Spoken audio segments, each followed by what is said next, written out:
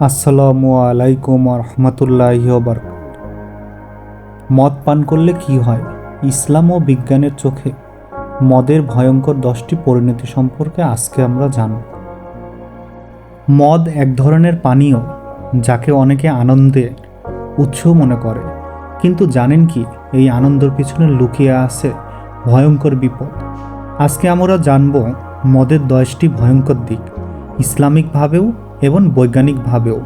ভিডিওটি শেষ পর্যন্ত দেখুন, আপনি নিজেও হয়তো আজ থেকে মদকে না বলবেন আর অন্যদেরকেও সাবধান করবেন। 1. আল্লাহর স্পষ্ট নিষেধাজ্ঞা।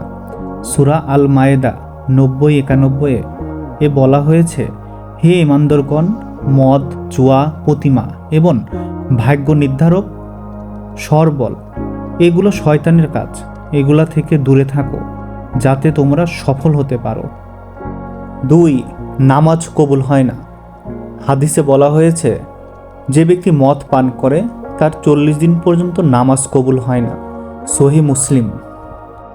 3. জাহান্নামের শাস্তি।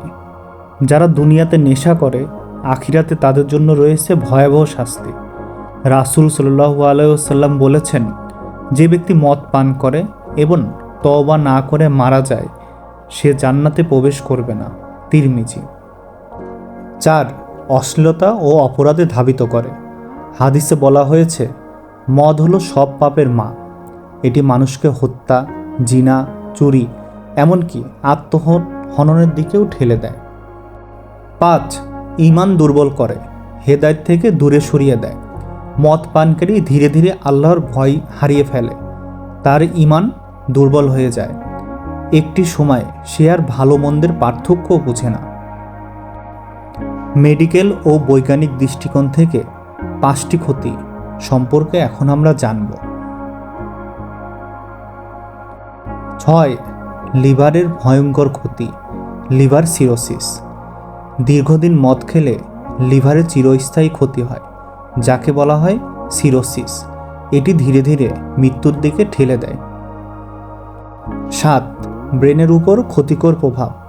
মদ স্নায়ু ধ্বংস করে, স্মৃতিশক্তি নষ্ট করে, এটি সিদ্ধান্ত নেওয়ার ক্ষমতা হ্রাস করে ও মানুষের আচরণ অস্বাভাবিক করে তোলে। 8. হৃদরোগ ও উচ্চ রক্তচাপ। গবেষণায় দেখা গেছে, মদ হৃদস্পন্দন অনিয়মিত করে তোলে, এতে হার্ট অ্যাটাক, স্ট্রোক ও হাই ব্লাড প্রেশারের ঝুঁকি বাড়ে। 9. ক্যান্সার হওয়ার ঝুঁকি। WHO ওয়ার্ল্ড হেলথ অর্গানাইজেশন বলেছে, মদ পান করলে মুখ, গলা, যকৃৎ ও স্তনে ক্যান্সারের ঝুঁকি অনেক গুণ বেড়ে যায়। 10. মানসিক ভারসাম্য হারানো ও আত্মহত্যা প্রবণতা। যারা নিয়মিত মদ পান করে তারা অনেক সময় বিষণ্ণতা ও মানসিক রোগে আক্রান্ত হয়। অনেকেই আত্মহত্যার পথ বেছে নেয়, কারণ তাদের মস্তিষ্কে ভারসাম্য থাকে না।